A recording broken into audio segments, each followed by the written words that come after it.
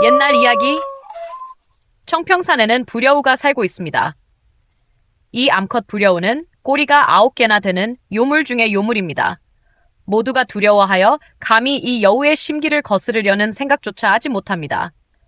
여우는 남자를 홀려 그 간을 빼먹는다고 하지만 이 부려우는 신기하게도 남자의 간보다 돈을 더 좋아합니다. 사실 이 여우가 처음부터 이렇게 요사스러웠던 것은 아니었습니다. 청평산에는 호랑이들의 왕대 호랑이가 살고 있었습니다. 왕대가 살아있을 때 부려우는 꼬리를 바짝 내리고 숨죽이며 살았습니다. 그런데 부려우에게 행운이 찾아왔습니다. 왕대가 죽은 것입니다. 아직 왕대의 부인인 암컷 호랑이가 살아있었지만 부려우는 암컷 호랑이를 전혀 무서워하지 않았습니다. 암컷 호랑이를 홀리는 것쯤은 식은 죽 먹기보다 쉬웠기 때문입니다. 많은 동물들이 암컷 호랑이에게 공물을 바쳤습니다. 그러던 어느 날부터인가 부려우는 곡물에 손을 대기 시작했습니다. 처음에는 겁이 나서 쥐 한 마리를 시켜 조금씩 훔쳐오게 했지만 시간이 지날수록 간이 부었는지 당당하게 헤쳐 먹기 시작했습니다. 동물들의 곡물이 꽤 마음에 들었던 모양입니다. 부려우는 디룩디룩 살이 찌기 시작했습니다. 그러다 언제부턴가 암컷 호랑이의 곡물만으로는 만족할 수 없게 되었습니다. 부려우에게 먹여 살려야 할 식구들이 생겼기 때문입니다.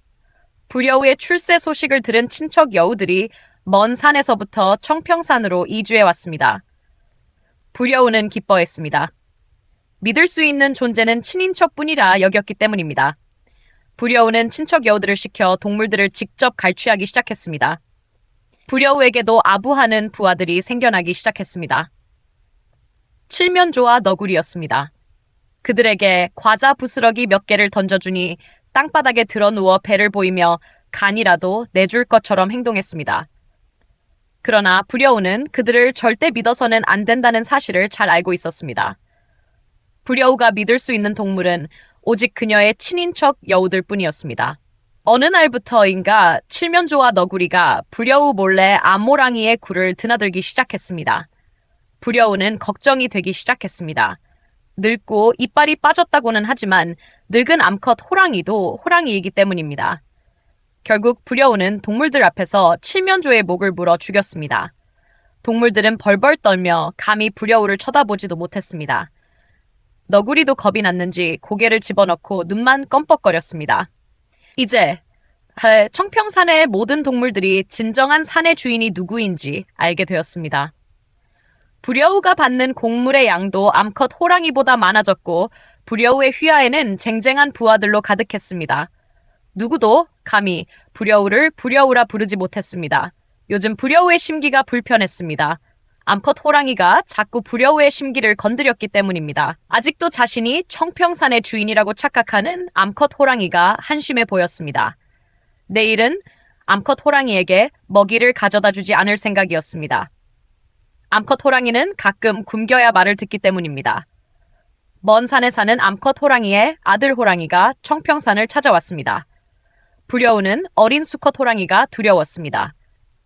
암컷 호랑이가 헛소리라도 하는 날이면 청평산은 피로 물들게 될 것이기 때문입니다. 부려우는 하이에나, 하수구쥐, 들개, 길고양이, 너구리 등 쟁쟁한 그녀의 부하들을 시켜 어린 수호랑이를 기습했습니다. 기습은 성공적이었습니다. 어린 수호랑이는 큰 부상을 입고 도망쳤습니다. 부려우는 크게 만족했습니다. 그러나 얼마 지나지 않아 부려우는 크게 분노했습니다. 너구리 놈이 그녀의 먹이에 손을 댄 것입니다. 부려우는 너구리에게 크게 화를 냈습니다. 그런데 너구리 놈이 부려우를 오히려 협박했습니다. 부려우는 당황했습니다. 너구리가 청평산의 처장이 되었습니다. 청평산의 권력 서열 3위라는 높은 자리였습니다. 너구리가 제일 먼저 한 일은 늙은 암컷 호랑이 주변을 정리하는 것이었습니다. 제일 먼저 목숨을 잃은 것은 암컷 호랑이의 호위병 멧돼지였습니다. 멧돼지가 크게 저항했지만 너구리에게는 충분한 부하들이 있었습니다. 멧돼지는 부상을 입고 청평산을 떠났습니다. 너구리는 암컷 호랑이가 살고 있는 동굴로 가는 길을 막았습니다. 누구도 너구리의 허가 없이는 암호랑이를 만날 수 없었습니다.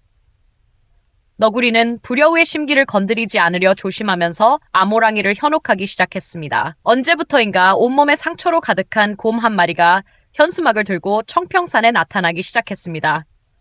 너구리는 크게 긴장했습니다. 말로만 듣던 미친 곰이 나타난 것이었습니다. 너구리는 곰에게 겁을 주려고 하이에나와 하수구 쥐를 데리고 곰을 찾아갔습니다. 그러나 너구리는 당황했습니다. 곰이 전혀 겁을 먹지 않는 것이었습니다. 부려우는 미칠 것 같았습니다. 곰의 현수막에는 부려우의 치부가 적혀 있었기 때문입니다. 아모랑이가 이 사실을 알기라도 한다면 부려우를 용서할 리 없었습니다.